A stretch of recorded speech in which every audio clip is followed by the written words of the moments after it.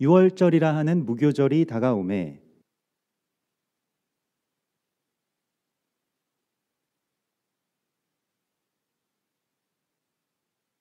중에 하나인 가룟인이라 부르는 유다에게 사탄이 들어가니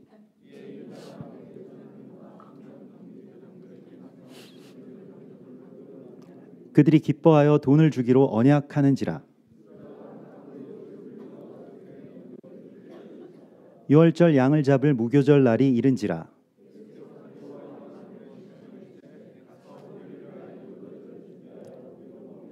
여짜오되 어디서 준비하기를 원하시나이까.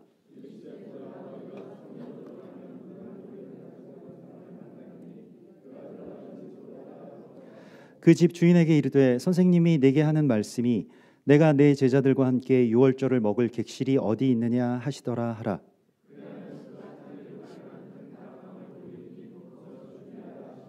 그들이 나가 그 하신 말씀대로 만나 유월절을 준비하니라.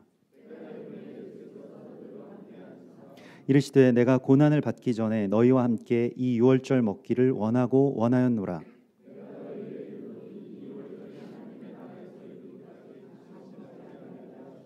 이에 잔을 받으사 감사 기도하시고 이르시되 이것을 갖다가 너희끼리 나누라.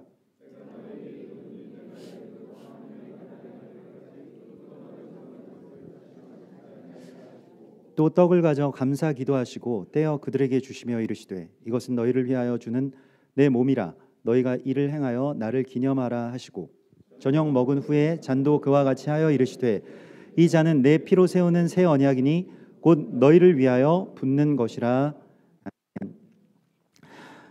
여러분 유월절에 대해서 뭐 아시는 분들도 있으실 거고 또 모르시는 분들도 계실 거고요. 또 올해 처음으로 유월절을 그렇게 지키실 수 있는 분들도 계실 겁니다. 대부분의 경우는 우리가 정말 태어나면서부터 유월절이 아닌 이제 고난 주간과 부활 주일을 우리가 지켜왔기 때문에요. 그래서 성경에서 성서력이 있죠. 성경에 있는 그런 이 날짜들로 이제 그 성서력 가운데서는 이제 유월절은 이제 올해 유월절은 4월 5일 수요일 저녁부터 시작이 됩니다만은 그러나 뭐 그 한국 교회에서는 그 유월절이 이제 그 없어지고 고난 주간으로 이렇게 대체돼서 성금요일 또 부활주일, 그래서 4월 9일이 올해는 이제 부활주일로 이렇게 한국 교회들은 이렇게 지키고 있습니다. 그래서 우리가 유월절을 다시 지킨다라고 하는 것이 무엇인지, 또 어떻게 하면 유월절을 우리 안에서 회복할 수 있을지에 대한 그 질문을 여러분들이 스스로의 삶과 또 제단 가운데서 한번 그렇게 질문을 해 나가시기를 바랍니다. 그러면서 우리가 유월절을 맞이하면 좋겠는데요. 유월절을 그 성경에서는 이제 출애굽기 12장에 보면 12장 14절에 보면 너희는 이 날을 기념하여 여호와의 절기를 삼아 영원한 규례로 대대로 지킬지니라 이렇게 말씀하십니다. 영원한 규례고요. 대대로 지키라고 말씀하십니다. 그런데 어떤 교리에서는 구약 시대 성전 시대에만 유월절이 있었고 유월절은 그 다음부터는 없어졌다. 그래서 성찬식으로 이제 이 대신된다라고 하는 것이 아주 일반적인 우리의 뭐 교리입니다. 한국 교회의 교리이고요. 전 세계 기독교인들의 어떤 교리가 되죠.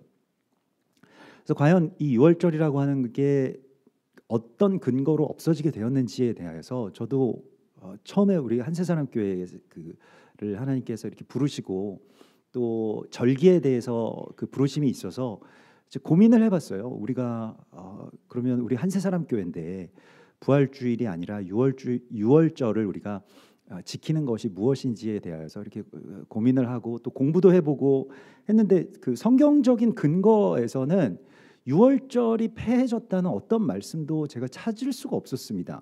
여러분들이 혹시 찾으셨다면 저한테 한번 말씀해 주시면 좋겠는데 그런 구절들이 없더라고요.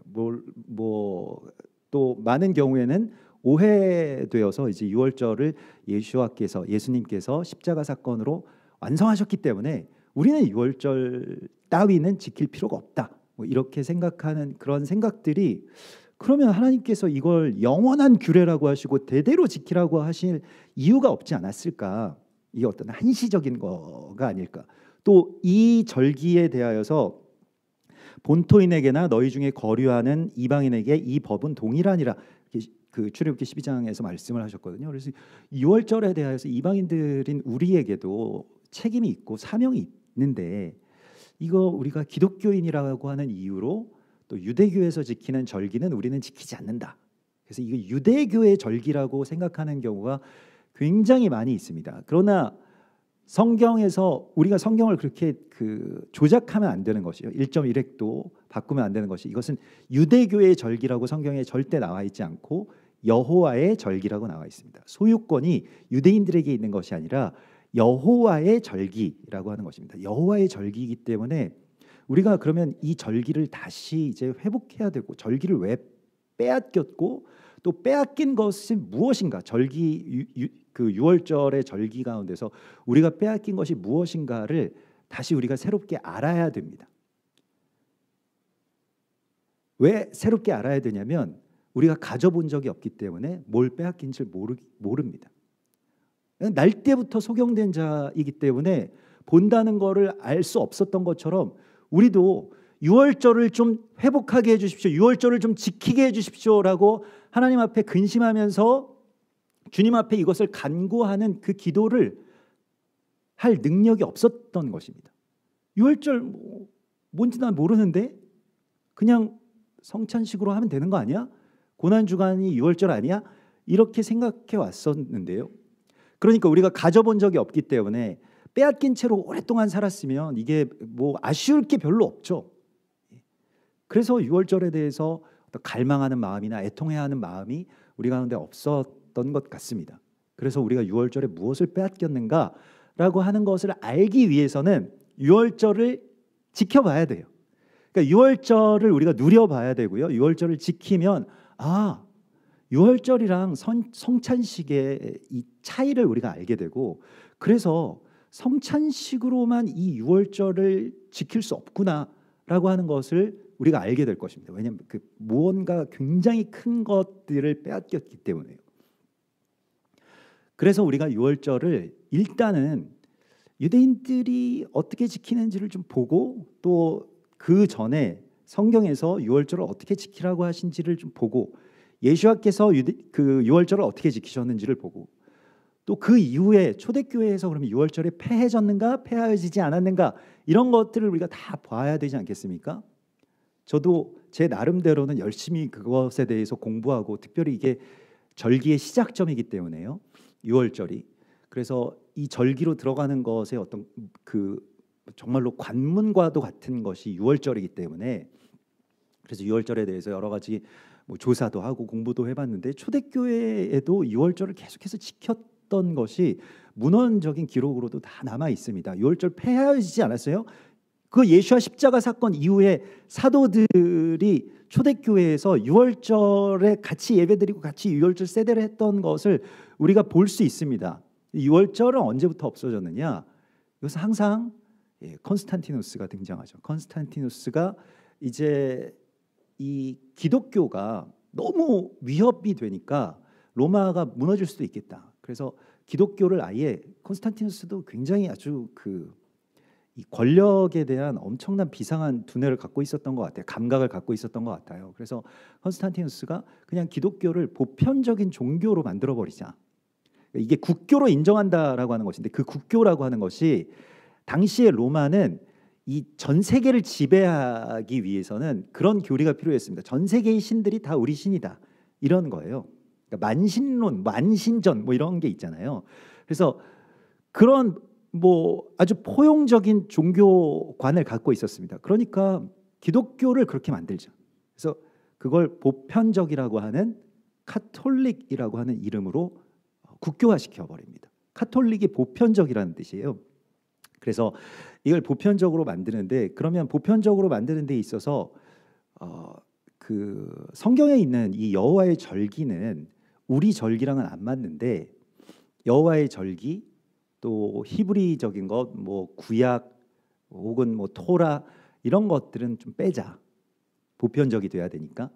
그래서 그런 것들을 빼는데 그냥 뭐 우리가 이렇게 계몽하는 것이 아니라 그걸 원래 로마의 미트라교, 그 태양신교가 갖고 있었던 그 절기들로 다 이렇게 바꿉니다. 비슷한 때의 절기들이 있거든요. 뭐 봄, 여름, 가을, 겨울 절기들이 다 있을 거 아닙니까? 그래서 봄에 가장 중요한 절기인 이 뭐 에슈테르, 그 풍요의 여신의 탄생일, 풍요의 여신이 이 알을 깨고 나온다라고 해서 뭐 비너스 보면은 뭐 이렇게 무슨 그 진주조개에서 나오기도 하고 알에서 막 이렇게 그 부화하기도 하는 그 알에서 풍요의 여신이 나온다라고 하는 그 절기가 마침 있었던 거예요. 부활 이 부활을 상징하는 또 다산을 상징하는 그러한 이 에슈테르의 날이요. 그래서 그 날이 언제냐면 제가 1부 때도 나눴는데 외우질 못하겠더라고요. 춘분 후 첫 번째 만월 다음 첫 번째 일요일. 그게 4월 9일입니다. 올해는. 항상 계산법이 그래요. 몇 월 며칠이냐 우리가 부활주일을 물어보면 춘분 후 첫 번째 만월 다음 첫 일요일이라는 거예요. 굉장히 복잡한 계산법인데 성경에 나와 있는 절기가 아니라 그것은 이 로마 시대 뭐 그 이전에 계속해서 이어져 온 이 여신 숭배의 그 전통의 날이라는 겁니다. 그래서 부활주일 날 우리가 계란 콘테스트 같은 것도 저 어릴 때 주일학교에서 계란 막 한 판씩 삶아가 가지고 같이 까먹고 거기다 뭐 그림도 그리고 그게 이제 그 성경에서 뭐 알을 깨고 예수님께서 뭐 나오셨는지 뭐 이렇게 안 돼 있잖아요. 그런데 이제 그 날을 그렇게 지켜왔던 것이죠. 왜 이게 강력하게 더 전 세계에 퍼졌냐면 초대교회에서 이걸 그 빼앗아 가는 것에 대해서 굉장히 이것만큼은 반드시 없애야 된다. 유월절 절기만큼은 반드시 없애야 된다라고 하는 게 콘스탄티노스의 한 가지 그 조건이었어요. 그래서 유월절 지키면 죽이겠다. 근데 유월절 안 지키면 국교. 그러면 누가 유월절을 지키겠습니까? 어떤 교회가 지키겠어요? 우리가 이거 유월절 요번에 4월 5일 날 그 모이라고 하면 모이겠습니까? 죽는데 안 모이죠. 4월 9일 날 모이겠죠. 국교가 될 건데 그게 훨씬 낫지 않겠어요? 교회의 안전도 보장되고 또 이 특별히 사제들의 신분도 보장되고 그렇기 때문에 다 바꾼 겁니다. 그래서 그게 이제 역전이 돼가지고요. 처음에는 뭐 애통한 분들도 계셨겠죠. 어떻게 여호와의 절기를 이 아슈테르의 절기와 그렇게 바꿀 수가 있느냐, 이게 말이 되느냐, 반대 의견도 있었겠지만 그건 굉장히 소수로 묵살됐습니다. 그리고 그게 역전돼서 지금은 유월절을 지킨다라고 하는 것은 이단이라고 이야기하는 시대에 우리가 살고 있죠. 그게 유월절 때만 되면 안타깝고 마음이 무언가 이렇게 계속해서 눌리는 어떤 그러한 그 이유가 됩니다. 그래서 이 유월절을 그러면 우리는 잘 몰랐지만 대적은 이 가치를 알거든요. 그렇기 때문에 뺏은 거거든요. 그것도 굉장히 엄청난 대가를 지불했잖아요. 대적도. 그러니까 다 모여서 예배해도 되고 교회 뭐 엄청 부흥해도 되고 뭐 전 세계에 기독교가 퍼져나가도 되지만 유월절만 안 지키면 된다. 그럼 유월절이라고 하는 이 여호와의 절기가 무언가 굉장한 게 있기 때문에 빼앗아 갔을 거 아닙니까? 우리 몰래. 그러니까 이거 되게 쉬운 거야. 약간 피싱이랑 비슷한 거죠. 요거 하나만 주면 돼. 그러면 전부를 다 너희한테 줄게라고 하는 것이었죠. 왜 빼앗아 갔을까요? 그럼 뭘 우리가 되찾아와야 될까요?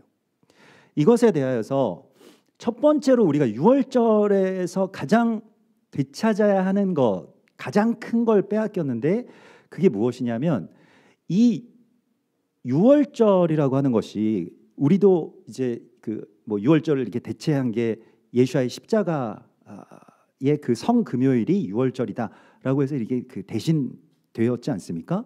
예수 십자가의 구원이라고 하는 것에 있어서 굉장히 중요한 한 부분을 우리도 모르는 사이에 빼앗아 갔어요. 우리 계좌에서 거의 대부분 다 털린 거예요. 나만 모르고 있었어요. 뭘 털렸는지도 모른 채로 지금까지 그냥 기분 좋게 살아왔던 겁니다. 이거는 정말 고등사기죠. 사기를 당한지도 모르는 거예요. 우리가 뭘 빼앗겼는지도 모르니까. 그래서 유월절에 되찾아오는 것이 무엇이냐라고 할 때 우리가 유월절 이 4일 전에는 양을 정하는 날입니다. 유월절 양이 정해지는 날이에요. 오늘이 바로 이 나흘 전이죠. 그래서 유월절 그 전에 유월절의 양으로 쓸 그 양을 정하게 됩니다. 그런데 그 양을 정할 때 어떻게 정하냐면 한 사람 한 사람 한 사람 다 각자의 양이 있는 게 아니죠. 너희의 가족대로 양을 정하라 이렇게 되어 있어요. 출애굽기 12장에 보면. 그래서 가족이라고 하는 게 이제 가족이라고 하는 그 가장 큰 재단과 가치를 대적에게 빼앗겼던 것을 다시 되찾아오는 것이 유월절입니다. 뭐 그전에도 뭐 가족들이 화목하게 잘 지내고 잘 살면 그냥 그게 되는 거 아니냐 이렇게 생각할 수도 있는데요. 가족이 왜 가족이냐? 왜 가족입니까, 여러분들은? 그냥 핏줄이기 때문에 가족이죠. 그냥 날 때부터 가족이었으니까 가족이고 어쩌다 보니까 이 사람을 만나게 돼가지고 가족이고 이런 거잖아요. 그런데 성경에서 이 미시파하 가족이라고 하는 것을 대적이 빼앗아 갔을 때에는 우리가 그냥 이런 어떤 화목한 가정을 빼앗겼다 이런 것이 아니라 가족의 이 가족의 의미가, 여러분들 가족이 왜 중요합니까? 여러분들의 가정이 왜 중요하세요? 행복하게 살기 위해서 그 정도이잖아요. 그냥 우리는 그냥 핏줄로 이어져 있으니까 뭐 다 맞는 말씀입니다만은, 그래서 성경에서 가족이 그 구원의 한 단위라는 거예요. 그러니까 가족은 구원의 이 운명 공동체라는 겁니다. 구원이라고 하는 것이 여기서 중요한 것은 무엇이냐면 구원이라고 하는 것이 각자에게 있는 것이 아니라 내가 성찬에 참여하면 나는 구원을 받는데 얘는 구원을 못 받고 이런 것이 아니라 예수와의 거룩한 보혈 가운데로 우리가 들어가게 되면 우리의 가족이 구원을 받는다는 것입니다. 너와 내 집이 구원을 받으리라 라고 하는 것입니다. 가족이 구원을 받고요. 구원이라고 하는 것이 공동체적인 구원이라고 하는 것을 우리가 다시 되찾아야 된다라고 말씀을 하시고 있습니다. 여러분, 그게 뭐 대단한 거야? 나 그런 거 나만 그냥 구원받으면 되는데, 이렇게 생각하실 분들은 없으실 거예요. 우리 아이들 구원 못 받으면, 내가 천국 가서 살고 우리 아이들은 막 지옥불에 떨어져서 살면 그래도 상관없는 겁니까? 그렇지는 않을 겁니다. 다들 그렇지는 않으실 거예요. 그런데 대적은 구원을 개인으로 다 분리시켜 놓았다는 것입니다. 그래서 이 개인의 구원의 단위를 가족이라고 하는 이 공동체의 단위로 다시 회복하는 것이 유월절의 가정의 회복입니다. 대적은요, 우리에게서 이 가정을 빼앗아가면 그 매일의 재단이 파괴된다는 것을 너무나도 잘 알고 있습니다. 우리의 가정이 결국에는 성전이고 또 우리의 가정이 결국에는 매일 불을 피워서 주님 앞에 제사를 드리는, 예배를 드리는 그러한 제단이라고 하는 것을 너무 잘 알기 때문에 전체적인 제단은 그냥 놔두더라도 가정의 제단의 불은 반드시 꺼야 되겠다 이렇게 생각을 하죠. 그래서 먼저는 바로왕이 어떻게 합니까? 사람들을 바쁘게 하죠. 그래서 노역이 너무 많아가지고 일을 너무 많이 해야 되기 때문에 가족들이 모일 시간이나 또 그런 엄두를 내지 않습니다. 바쁘니까요. 각자 막 사료 먹듯이 배에다 채워넣고 또 자기 스케줄에 따라서 살죠. 자기 스케줄에 따라서 산다라고 하는 것이 내가 나가서 돈을 벌어야 되니까, 내가 내일은 뭐 시험이 있으니까, 뭐 어떤 약속이 있으니까, 여러 가지 어떤 비즈니스가 다 모두 각자가 너무 많아가지고 모여서 우리가 함께 예배드리는 것이 구원을 받는 그 거룩한 공동체의 그러한 연합이다라고 하는 것은 별로 그렇게 크게 가치를 두고 살지 못하게끔 만듭니다. 대적이 우리에게 이걸 빼앗아간 거예요. 그래서 이걸 다시 되찾아내는 것이고요. 그래서 우리가 어제도 나누었는데 가족이라고 하는 것이 우리가 출애굽 6월절에서 가장 먼저 하나님께서 회복하라고 하시는 것임을 우리가 알아야 되고요. 여기서 가족을 이 뭐 우리 영어로는 패밀리라고 하고 히브리어로는 미시파하라고 하는데 둘이 뜻이 공교롭게도 같습니다. 그래서 이게 이 영어의 어원을 따라 올라가면 라틴어잖아요. 그 라틴어랑 히브리어의 그 어원이 라틴어 파밀리아랑 그 이 히브리어 이 미시파하는 이게 히브리어 미시파하의 그 어원 어근을 보면 시프카라고 하는 게 나오거든요. 시프하 뭐 이렇게 되는데 시프카 이건데 시프하에서 이제 미시파하 이렇게 나온 겁니다. 근데 그 시프카가 무엇이냐면 몸종을 말하는 거예요. 종이 된다, 종됨을 말하는 것입니다. 그래서 대적은 자기 종으로 삼으면서 우리가 서로에게서 가족을 빼앗습니다. 그런데 가족을 되찾으려면요, 우리가 서로를 위해서 종노릇을 해야 가족이 회복이 되죠. 종노릇의 회복이 가족의 회복입니다. 내가 사랑하기 때문에 종노릇 할 수 있는 거예요. 예수와께서 그 제자들을 같이 유월절 지키기 위해서 종노릇 하셨죠. 대야에 물을 떠다가 수건어리에 동이고 발을 씻어 주셨습니다. 종이 하는 일이요, 몸종이 하는 일입니다. 그걸 예수와께서 하셨다라고 하는 것이 미시파하, 가족의 회복입니다. 제자들 가족으로 섬기기 위해서. 가족이라고 하는 것은 그 섬김이 먼저예요. 그걸로 가족을 되찾는 겁니다.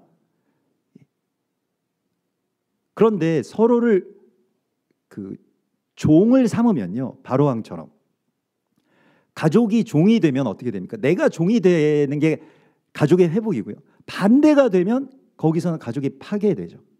그래서 가족에게 요구하는 게 막 생깁니다. 아버지가 돈도 더 많이 벌어와야지 말이야. 내가 지금 이거 흙수저 물고 태어나게 됐어. 뭐 이렇게 되어버리는 것이죠.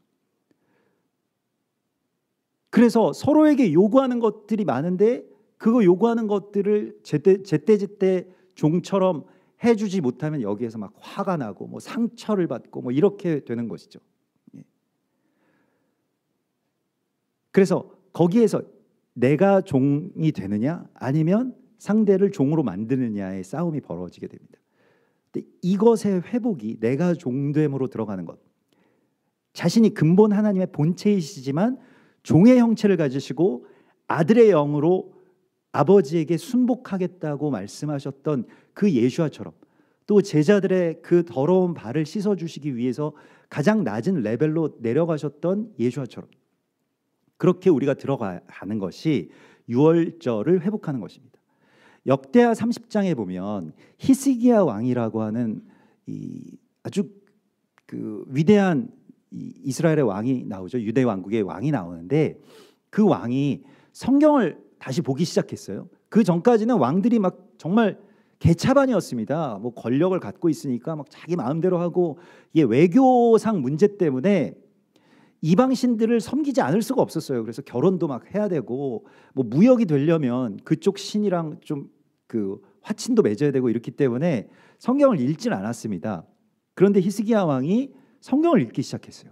성경을 보니까 유월절을 영원한 규례로 대대로 지키라고 나오기 때문에 이거 유월절 이때까지 안 지켜왔구나. 당시에도 우리랑 똑같았다니까요. 상황이. 유월절을 사람들이 다 잊어버리고 있었어요. 그래서 우리 유월절 이제 지켜야 된다.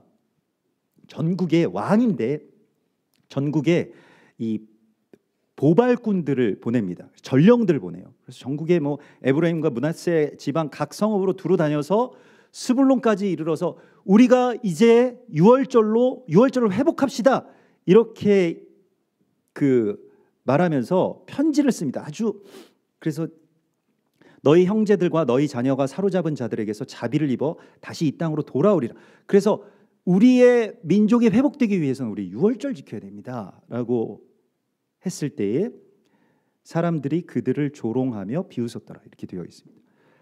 그래서 지금도 똑같죠. 유월절 지킨다 그러면 이상하게 생각하거나 아니면 좀 뭘 아는 사람은 조롱하고 비웃거나 비방하거나 그 이단이야, 뭐 그런 걸 지키냐, 뭐 이상해졌구나, 뭐 이렇게 될 겁니다. 여러분들에게도 유월절이 아마도 치욕이 되셨을 수도 있을 겁니다. 그런데 그때에도 히스기야 왕 때에도 어떤 사람들이 그러면 유월절을 지켰는가? 그 다음 절 30장 역대하 30장 11절에 보면 그러나 아셀과 므낫세와 스불론 중에서 몇 사람이 스스로 겸손한 마음으로 예루살렘에 이르렀더라 이렇게 되어 있습니다. 겸손한 자들이 예루살렘으로 들어왔다라고 되어 있습니다. 그래서 우리가 유월절로 들어가는 데 있어서 이 겸손함, 낮아짐, 종됨 이것을 통해서 공동체가 회복되고 가정이 회복되고 보십시오. 유월절은요. 우리가 이렇게 보면 이 성만찬과 유월절의 차이, 그러니까 성찬식과 이 유월절 만찬의 어떤 차이를 우리가 생각을 해보면요. 성찬식은 굉장히 이게 우리가 의미만을 잡기 위해서 많은 것들을 축약해 놓지 않았습니까? 유월절 실제로 유월절 그 만찬을 우리가 보면 음식부터 순서부터 시간부터 성만찬은 바쁘니까 좀 빨리 끝내. 그냥 빨리 먹고 뭐 먹어줘야 돼? 뭐 먹어주면 되겠니? 언제 끝낼래? 이렇게 돼서 빨리 끝내기 위해서 어떻게든 군사 작전처럼 하죠. 저도 예전에 그 부교육자 할 때 이제 교회에서 성찬식 하면은 막 훈련합니다. 모여가지고 전날 목사님들 쫙 모여가지고 널 어디에 쫙 가서 거기서 또 쫙 걷어오고 이거 5분에 끝나야 돼. 이거 넘어가면 다음 예배 또 펑크야. 막 이렇게 돼가지고요. 근데 그때 그 무렵에 정말 어렵더라고요. 근데 생각보다 어려웠어요. 막 이 계산도 해야 되고 한 줄당 몇 분이 앉으시는지 또 걷어올 때는 어떻게 걷어와야 되고 이런 것들 계산하느라고 막 복잡했는데 그게 미국에 가니까요. 미국의 텍사스의 휴스턴에 조엘 오스틴 교회가 있습니다. 굉장히 큰 교회고 이 휴스턴 아스트로스라고 하는 NBA 구단의 경기장을 예전에 쓰던 경기장을 이제 예배당으로 쓰더라고요. 수만 명이 있는데 매주 성찬식을 하더라고요. 제가 놀란 거는 성찬식 딱 3분 만에 끝납니다. 정말 군사 작전하듯이 거기 수만 명 어떻게 하지? 근데 사람들이 쫙 나오더니 쫙 깔리고 쫙 가져가더라고요. 그래서 이거 어마어마하다. 근데 이제 그래서 성찬식은 빨리 해서 빨리 끝내야 되는 걸로 우리가 이렇게 생각하고 그때 또 특별히 아이들이 배제되죠. 아이들은 할 수 없죠. 성찬식 세례를 받고 유아 세례를 받았더라도 입교를 하지 않은 자는 성찬에 참여할 수 없다. 이거 어디에 나오는 법입니까? 그러니까 이게 아이들은 왜 뺏어 갔을까요? 출애굽기에 보면 바로왕이 그러잖아요. 아이들만 놔두고 너희끼리만 가서 예배를 드리고 와라. 꼭 거기에 순종하는 꼴이에요. 성경에 나온 그대로 유월절을 지키면요 아이들이 어마어마한 역할을 합니다. 아이들이 제일 중요해요. 아이들이 먼저는 제일 어린 아이가 마지막에 문을 여는 것으로, 그러니까 메시아가 오실 그 문을 활짝 여는 것으로 유월절 만찬에 마치잖아요. 그러니까 아버지가 자 이제 됐어 마치자 해산 이게 아니에요. 아이가 가서 문을 열면 마치는 거예요. 그러니까 아이가 어마어마한 권세를 갖고 있죠. 역할을 갖고 있습니다. 그리고 아이들 처음 시작할 때에도 어머니랑 아이들이랑 같이 이런 깃털 같은 거 가지고 다니면서 집안 곳곳에 혹시 누룩가루가 있는지 누룩 찾기를 하죠. 그러면 게임하듯이 뭔가 이렇게 보물찾기 하듯이. 그래서 나중에 또 아피코만이라고 하는 숨겨진 맛자를 찾으면 상품도 주고요. 근데 가장 중요한 것은 아이들이 4가지 질문을 하게 되어 있습니다. 그래서 그걸 그 집안의 아이들한테 그 역할을 맡겨요. 너 첫 번째 아들 질문해, 너 두 번째 아이 질문해, 너 세 번째야, 너 네 번째야. 근데 첫 번째 아이들이 질문들을 하는데 성경에 나와 있는 이 질문들이에요. 출애굽기에 나와 있는 질문들을 하는데 그 질문이 캐릭터가 있어요. 그러니까 성격이 있다는 겁니다. 어떤 성격이 있냐면 아이들 4명이 첫 번째 질문하는 아이가 못된 아이예요. 첫 번째 아이는 되게 못돼 처먹은 아이. 그래가지고 걔가 질문을 해서 분위기가 망치는데 두 번째 아이가 착한 애예요. 그래서 걔가 좀 그래도 그걸 바로잡아요. 그래서 세 번째 아이는 이상한 걸 질문하는 애예요. 네 번째 아이는 질문을 할 줄 모르는 애예요. 그런 아이들의 역할이 있습니다. 그러면서도 어떻게든 질문을 해요. 그래서 질문을 하도록 만들고. 근데 첫 번째 아이가 왜 못됐냐면 질문은 똑같아요. 비슷비슷해요. 내 아이가 다 비슷비슷한데 조금 디테일이 약간씩 달라요. 어감이. 같은 질문이에요. 왜 유월절을 지키느냐? 이 질문입니다. 우리도 아이들처럼 질문을 해볼 수 있는데 왜 유월절을 지키느냐 할 때 그 첫 번째 못된 아이와 두 번째 착한 아이의 결정적인 차이는 앞에 한마디가 달라요. 왜 유월절을 지킵니까? 라고 하는 거는 같은데 앞에 한마디가 다른데 첫 번째 그 못된 처먹은 애 있잖아요. 걔는 당신은 왜 유월절을 지킵니까? 이렇게 물어요. 두 번째 착한 아이는 어떻게 질문할까요? 똑같은 질문인데 우리는 왜 유월절을 지킬까요?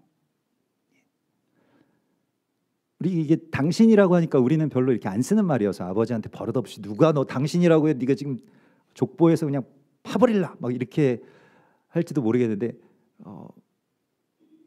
아버지는 왜 유월절 지키시나요? 자기와 분리돼 있죠. 그래서 각자 지키는 것으로 되어 있죠. 우리가 꼭 그렇죠. 성찬식이 각자 지키는 그 못된 아이처럼 구원의 단위를 각자로 썰어 놓았죠. 분리시켜 놓았죠. 그런데 이게 우리가 같이 구원의 공동체이기 때문에 나만 구원받는 것도 없고 얘만 구원받는 것도 없는 거예요.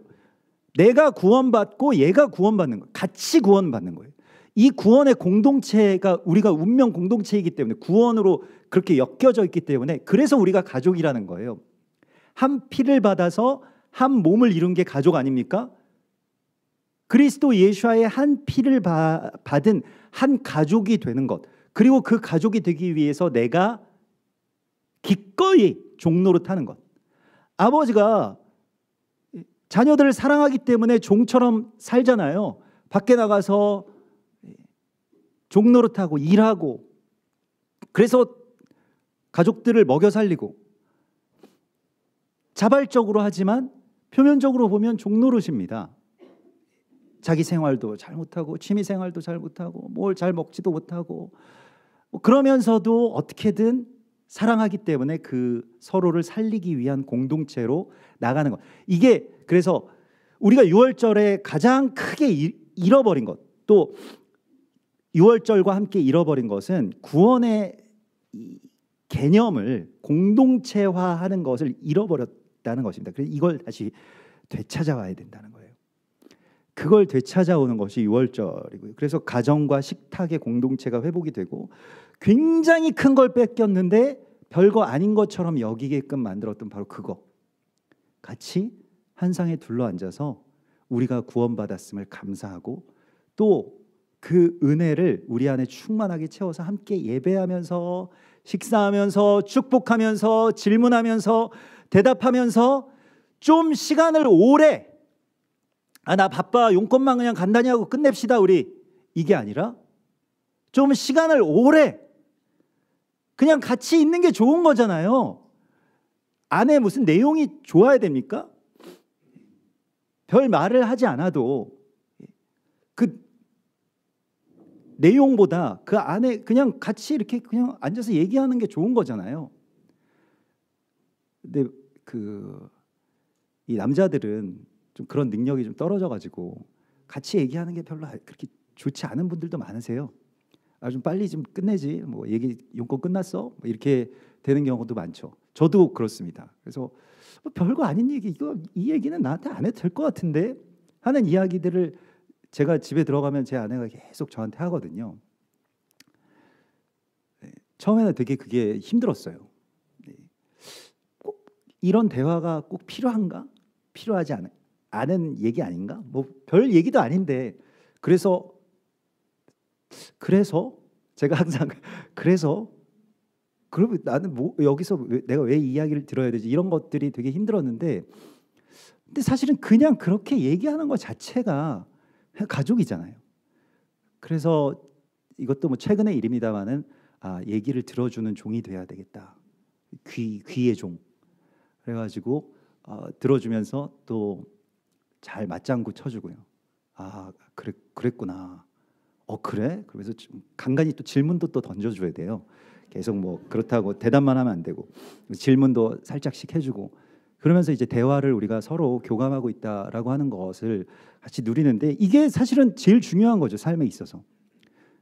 성경은 이것 자체가 구원이라고 이야기를 합니다. 가족들이 같이 모여서 뭘 위해서 사냐는 거예요. 왜 그렇게 바쁘게 살고 가족들이 다 흩어지고 분리된 채로 그래서 뭘 하냐는 거예요. 그래서 얻은 게 뭐냐는 겁니다. 그리고 그 대가로 지불한 건 뭐냐고 묻고 계시는 거예요. 다시 되찾아라. 어떻게 해서든 이걸 되찾는 것입니다. 이게 유월절이고요. 또 이게 안식일입니다. 그래서 이걸 다시 우리가 되찾는 거, 그게 가장 큰 것을 이제 이걸 다시 되찾아야 되고요. 오늘 이제 누가복음 22장의 본문을 보면 유월절을 준비하는 두 사람의 이야기가 나옵니다. 유월절을 준비하는 두 사람, 첫 번째의 사람 가룟 유다죠. 가룟 유다도 나름대로 유월절을 열심히 준비합니다. 유월절을 디데이로 삼잖아요. 그래서 예수와를 넘길 방도를 찾고 그리고 이 모종의 거래를 하죠. 사내들인 공의회와. 그래서 예수와를 그때 넘길 테니 잡아가시오. 내가 제자로서. 근데 가룟 유다가 예수와를 왜 그 유월절에 그해 유월절에 넘겨야만 했을까요? 그냥 못 돼가지고 사탄이 들어가서, 물론 성경은 그렇게 표현을 하고 있습니다만은 가룟 유다는 이제 이스카리옷에서 나온 말이라고 하는 설이 제일 많이 있습니다. 이스카리옷은 암살자라는 뜻이에요. 그래서 그 당시에 로마나 또 헤롯 왕의 측근들, 그러니까 나라를 망친 뭐 매국노와 같은 사람들을 암살하는 암살단의 일원이었습니다. 그래서 폭력 혁명을 일으켜야 된다. 혁명을 일으켜서 로마나 헤롯 왕조를 끌어내리고 다시 이제 다윗의 왕조를 회복해야 된다. 그래야 메시아의 나라가 회복되는 것이다. 그래서 나라를 정말 사랑하는 사람인데 딱 자기가 정해놓은 생각과 답을 벗어나는 것은 받아들일 수 없는 사람이었습니다. 나라를 너무너무 사랑했어요. 하나님의 나라보다 이스라엘 더 귀했어요. 그냥 하나님의 나라랑 이스라엘이 같은 동일선상에 있었습니다. 그래서 어떻게 됐냐면 예수께서는 계속 나라가 망한다고 말씀하시잖아요. 그리고 성전도 무너질 것이다. 그런데 가룟 유다는 그러면 안 된다고 생각했어요. 예수님이 생각하는 건 잘못됐다. 예수님이 하나님의 아들이라도 이건 잘못됐고 하나님이라도 내 앞에 와서 이건 무릎 꿇어야 된다. 이렇게 생각했어요. 뭐냐면 나라가 중요한데 이스라엘 나라가 회복되기 위해서는 앞전 세대에 한 모델이 있었습니다. 마카비 혁명이라고 하는 모델이 있었어요. 그래서 실제로 헬라 군인들을 끌어내렸던, 혁명을 통해서 끌어내렸던 그런 성공의 경험이 있었기 때문에 그게 예수와께서 이 땅 가운데 오시기 한 100년 전에 있었던 일입니다. 그래서 로마가 이스라엘을 점령한 이후부터 반란들이 끊임없이 일어나요. 계속 일어납니다. 예수와께서 태어나실 그 무렵에도요, 그 지폴이라고 하는 갈릴리 쪽에 예루살렘보다 더 큰 그런 도시가 있었습니다. 인구 한 3, 4만 정도 되는 도시가 있었는데 거기에서 로마에 대한 혁명이 일어났는데 그게 완전히 로마 그 장군에게 의해서 완전히 진압이 돼요. 그래서 거기에 그 3만 명 도시 가운데 2만 명 정도를 죽입니다. 그냥 다 학살해 버렸어요. 남자로 보이는 사람들은 다 학살했습니다. 애나 어른이나 뭐 다. 여성들은 뭐 살아남은 사람 더 참혹한 신세가 됐고요. 그래서 완전히 도시 전체를 다 그냥 잿더미로 만들었습니다. 그래서 그 도시를 다시 재건하는 데에 뭐 우리는 뭐 어디를 다시 재건하려면 컨테이너 박스 같은 게 하나 필요하잖아요. 그런 게 바로 건너편에 새롭게 타운을 하나 만들었는데 그게 나사렛입니다. 그래서 예수께서 목수로서 아버지 요셉과 함께 목수로서 생활을 하셨을 때에는 그 지포리가 아주 이렇게 다시 재건되는 상황이었거든요. 그래서 사람들이 볼 때 나사렛에서 무슨 선한 게 나올 수 있겠느냐, 그 지포리 그쪽에서. 그 사람들은요, 그 출신들은요, 너무 로마에 의해서 너무 당한 게 많아가지고 나중에 혁명에 한 명도 가담을 안 하는 사람들이었습니다. 그러니까 나라를 회복해야 된다. 아니, 나라 회복하지 말고 그냥 우리 그냥 이대로 살래. 이런 사람들이었어요. 그 나사렛이랑 지포리 쪽의 사람들의 모습이었습니다. 그래서 나사렛에서 무슨 선한 것이 나올 수 있겠느냐, 이 말이 나온 거예요. 근데 아무튼 그런 곳에서 이제 그런 혁명을 일으켜야 되는데 예수께서는 자꾸 딴 소리를 하시고 나라 망한다 뭐 이런 얘기를 하시니까 나라를 사랑하시기는커녕 맨날 이렇게 희낙낙하시고 뭐 아무것도 안 하시는 것 같고 이러니까 그러면 이 완전히 정말로 예수와를 죽음에까지 몰아넣으면 그때 능력을 발휘해서 사람들을 한번 모으면 군중 동원력이 있으니까 그때부터 혁명의 불을 일으키자. 그게 이 암살단원인 유다의 계획이었습니다. 그래서 준비한 거예요. 너무 열심히 준비했고 너무 열렬하게 자기 조국을 사랑했던 사람이 유다입니다. 공교롭게도 이름이 유다죠. 유대인들의 그 유다와 같은 이름이죠. 그런데 다른 사람은요, 유월절을 준비했던 사람이 있는데 이름도 나오지 않는 무명한 사람입니다. 근데 물 한 동이를 가지고 가는 사람을 따라갔어요. 제자들이 예수님께서 말씀하셨기 때문에 따라가서 다 아시는 것과 같이 그 집에 들어가서 우리의 주님께서 이 묵으실 큰 유월절 객실이 어디 있느냐. 왜냐하면 다 집들은 뭐 나사렛이나 갈릴리 쪽이니까요. 그 예루살렘에 와서 유월절을 지키려면 큰 연회장 같은 게 필요했습니다. 그래서 어디 있느냐 이렇게 굉장히 당당하게 물으시죠.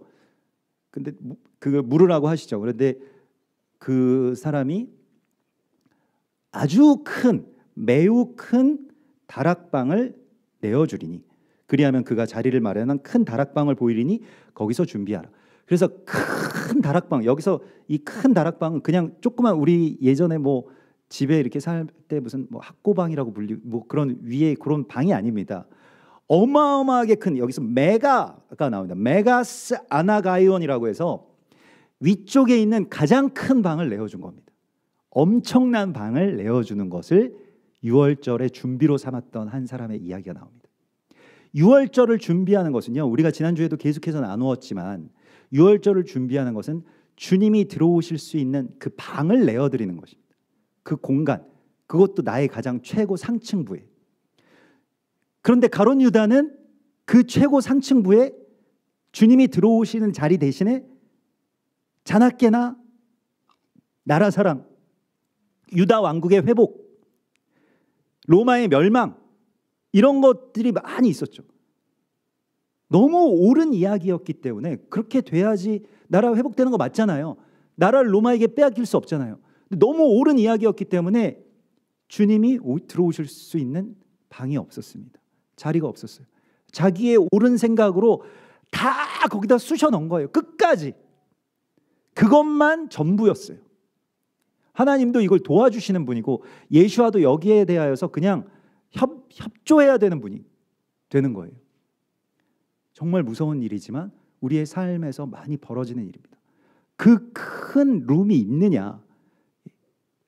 여러분들에게 그거 주님이 들어오실 수 있는 자리가 있으십니까? 생각이든 시간이든 실제 여러분들의 집 방이든 말입니다. 제가 어제도 말씀드렸잖아요. 제가 이 말씀을 듣고 이 꿈을 꿨는데 저희 좁은 방 안에 큰 덩치가 산만한 여자 세 분이 들어오셔가지고 그 보따리까지 싸서 들어오셔가지고 누워 있어가지고 제가 막 피가 거꾸로 쏟아가지고 막 나가라고 막 당신들 때문에 내 딸이 못 들어온다. 제가 꿈에는 또 딸이 있더라고요. 딸을 입양해가지고 딸이 밖에 서 있고. 근데 그 여자들이 저한테 아니 내가 얘 엄마인데 우리 다 아는 사이에 왜 그러냐고. 내가 여기 같이 좀 누워 있겠다고. 그래서 너무 편하게 방에 누워 있는 거예요. 그래서 막 정말 제가 화를 잘 안 내는데 온 힘을 다 짜내서 화를 막 내면서 막 경찰 불러 막 이러면서 막 쫓아가서 막 어쨌든 내가 이 사람들 다 끌어내야 되겠다. 근데 무거워서 막 끌리지도 않아요. 막 그러면서도 웃고 있어요. 막 헤헤헤. 그냥 다 좋은 건데 막 그러면서 그 웃고 있어요. 그래가지고 너무 막 소름 끼쳐가지고 깼는데 그래서 방을 치워야 되겠구나. 방에 너무 잡동사니들도 많고 주님이 들어오실 수 있는 이 방을 예배가 시작돼야 되는 이 방을 이렇게 만들어 버렸구나. 그래가지고 막 방을 막 치우기 시작한 거예요. 주님이 들어오실 수 있는 이 룸이 이게 회복이 되느냐라고 하는 것에 대하여서 주님께서 여러분들에게 묻고 계십니다. 어디 있느냐? 주님이 들어오실 수 있는 데가 어디 있느냐? 6월절은 준비하는 절기입니다. 여러분들 준비하셔야 됩니다. 지금도 준비하셔야 돼요. 계속해서 주님이 들어오실 수 있는 방으로 계속 마련되고 준비되어 있었기 때문에 예수와께서 들어올 수 있었던 것입니다. 찾아내신 거죠. 예수와께서는 준비하신 사람 반드시 찾아내신다는 거예요. 그래서 유월절에 주님 오시옵소서, 내 생각 내 뜻 아니고, 예수와께서도 이 준비를, 유월절 준비 어떻게 하셨습니까? 예수와께서는 유월절 준비를 매일 아침 저녁으로 겟세마네에 가서 기도하시는 것으로 유월절 준비하십니다. 그래서 어떤 기도를 하셨나요? 우리가 성경에 알고 있는 것과 같이 내 뜻대로 마옵시고 아버지의 뜻대로 하옵소서. 내 뜻을 계속 비워내는 그 룸을 만드셨기 때문에 아버지의 뜻이 들어올 수가 있었던 거예요. 이게 유월절 준비여야 됩니다. 여러분들 너무 생각이 뭐 안 좋은 생각 뭐 이런 거 말고 옳은 생각들도 일단은 다 버리세요. 그거보다 더 우리가 하나님의 섭리를 내 지각으로 다 알 수 없습니다. 아니, 나라가 망해야지 복음이 땅끝까지 전해지고, 그리고 복음이 땅끝까지 전해져야 그제서야 이스라엘이 회복된다라고 하는 이 신의 몇 수 앞을 우리가 어떻게 알 수 있겠어요? 그러니까 자꾸 우리나라 망하면 안 돼, 이것만 가지고 있는 거예요. 그럼 복음이 땅끝까지 어떻게 전해지느냐? 안 되잖아요. 근데 하나님의 뜻을 내가 내 생각으로 재단을 하고 내 생각을 가득 채워버렸을 때 하나님의 그 섭리가 완전히 무용지물이 되어버렸던 거예요. 예수와께서는 당신의 뜻을 비워내셨죠. 아버지의 뜻이면 제 뜻이 없어지게 해주십시오. 계속해서 이 기도로 유월절을 준비하시길 바랍니다. 그래서 주님께서 그 안에 들어오시겠다라고 말씀을 하시면서 우리가 이제 스바냐서 3장 18절에 보면 내가 그날에 절기로 말미암아 근심하는 자들을 모으리라고 말씀을 하세요. 그들은 내게 속한 자라. 그들에게 지워진 짐이 치욕이 되었느니라. 여러분, 절기로 말미암아서 근심하는 자들이 되십시오. 어떻게 하면 절기를 지킬 수 있을 것인가? 뭐 우리가 다시 유대인들처럼 주술적으로 유월절을 지킬 수 있겠어요? 양 잡아가지고 피를 바르면 우리가 구원을 받습니까? 우리 가정이? 그것은 아니지 않습니까? 그 형식을 우리가 회복하자라고 하는 것은 아닙니다. 그런데 그 내용이 물론 중요한데, 내용이 중요하다고 해서 그 많은 형식 가운데 숨겨져 있는 굉장히 풍성한 것들을, 특별히 관계나 시간이나 가장 중요한 가정이나 테이블이나 교제나 이러한 것들을 빼앗아간 그 일에 대하여서는 다시 우리가 되찾아와야 됩니다. 그리고 또 하나 이제 마지막으로 중요한 것은 절기로 말미암아서 근심하는 자들이 되라고 말씀을 하시고요. 여러분, 절기로 말미암아서 근심해 보셨습니까? 이게 우리에게 지금 근심이 돼야 돼요. 6월절이 이게 성경에서 회복하라고 하셨는데 회복은커녕 이상하게 되어버려가지고 우리만 이게 치욕스럽게 되고, 6월절 지킨다고 하니까 세상에서도, 세상은 뿐만이 아니라 같이 예수 믿는 분들까지도 막 등 돌리고 뭐 이상한 사람 됐다라고 하고 그런 교회는 나가면 안 된다, 이렇게 되어 버리더라는 것이죠. 그래서 우리가 이 절기에 대하여서 그것이 나의 근심이 되고 그것이 나의 치욕이 되는 그 사람을 주님께서 찾으시고 불러 모으신다라고 말씀을 하시고 있습니다. 이게 스바냐서 3장 17절에 굉장히 유명한 말씀이죠. 우리 여기 3장 17절까지밖에 안 읽기 때문에 18절 말씀은 굉장히 생소한데, 절기로 말미암아서 근심하는 자들 모으리라고 하시는 말씀이요. 근데 17절은 무슨 말씀이냐? 너의 하나님 여호와가 너의 가운데 계시니 그는 구원을 베푸실 전능자이시라. 그가 너로 인하여 기쁨을 이기지 못하시며 너를 잠잠히 사랑하시며 즐거이 부르며 기뻐하시리라. 찬송도 있잖아요. 거기까지만 부르죠. 근데 어떤 사람을 잠잠히 부르며 기뻐하시고 그 기쁨을 참지 못하신다고 말씀하십니까? 절기로 말미암아 근심하는 자. 왜 그럴까요? 절기가 이렇게 중요하기 때문에 우리가 절기로 말미암아서 근심하는 자가 되는 것이 무엇인지에 대해서 오늘 이 본문의 이제 마지막 지정입니다. 15절과 16절 보면, 22장 15절과 16절을 보면, 이르시되 내가 고난을 받기 전에 너희와 함께 이 유월절 먹기를 원하고 원하였노라.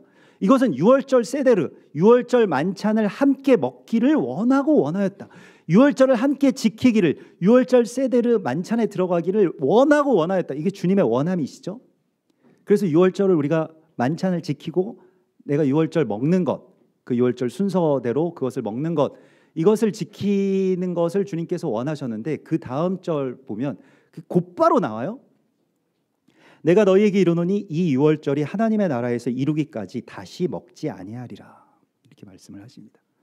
하나님의 앞에서는 먹기를 원하고 원하였다라고 말씀을 하시는데 하나님 나라에서 이루기까지 나는 이 유월절을 다시 먹지 아니하리라 하시고 다 먹으신 다음에 이 순서를 잘 생각하셔야 됩니다. 유월절 순서가 다 끝난 다음에 마지막 지점에서 다시 먹지 아니하리라 이렇게 말씀을 하신 건가요?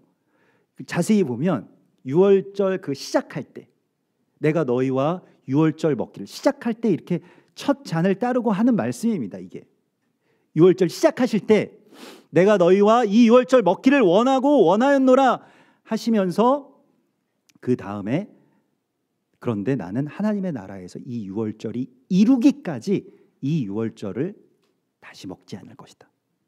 어떤 말씀일까요? 이 두 말씀이 서로 충돌하는 말씀처럼 보이잖아요. 근데 이 두 말씀이 실은 같은 말씀입니다. 이게 굉장히 좀 어렵죠. 근데 나중에 이번 유월절이 이제 너희랑 먹는 최후의 만찬이야, 마지막이야, 이 말씀은 아니에요. 그러면 나중에 다 드시고 하셔야 되는데 드시기 전에 이 말씀을 하셨어요. 그 전까지 유월절은 과거에 있었던 이스라엘 백성들의 출애굽 사건을 기념하기 위한 유월절이었습니다. 그런데 예수님께서 나는 이 유월절을 이룰 것이다 이렇게 말씀을 하십니다. 성취하는 것. 그래서 유월절의 성취자로서 예수님께서 지금 선포하고 계신 거예요. 그래서 내가 다시 먹지 아니하리라 하시면서 그 뒤에 이 잔은 내가 너희를 위해서 흘리는 피니 이 잔을 받아 마시라. 이 떡은 내가 너희를 위해서 주는 나의 살이니 너희가 받아 먹으라. 이렇게 말씀을 하시는 거예요. 유월절의 성취, 다 이루신 그 성취가 무엇일까요? 이게 바로 유월절의 다음 단계입니다. 그러니까 유월절을 그냥 절기로서 지키는 그 단계 말고 우리가 유월절에 다시 되찾아야 되는 바로 그 지점입니다. 자, 보십시오. 구원이라고 하는 것이 십자가 구원, 예수 보혈의 구원의 치명적인 맹점이 한 가지가 있어요. 그 구원 자체는 완벽한 구원이고 다 이루신 구원입니다만은 그 구원이 우리에게 소화될 때에 아주 치명적으로 잘못 소화되고 있는 것이 한 가지가 있습니다. 구원의 맹점이 무엇일까요? 예수께서 날 위해 십자가에 피 흘리심으로 내가 구원을 받았습니다 라고 하는 것 가운데 오류는 무엇일까요? 오류가 있습니까 여기에? 예수께서 나를 위해서 십자가에 피를 흘리신 것으로 내가 구원을 받았습니다 라고 하는 것에 있어서의 오류라면 거기에 마침표를 찍는 것이 오류입니다. 예수께서 나를 위해서 십자가에 피를 흘리셔서 내가 구원을 받았습니다. 끝! 이게 지금까지의 우리의 구원론이었습니다. 개인적인 구원의 마침표 무엇입니까? 예수 보혈. 맞죠? 근데 예수 보혈은 마침표가 아니에요. 먹고 죽으면 천국 간다는 게 아닙니다. 이제부터는 내 피가 너의 안에 흐른다라고 하는 시작점입니다.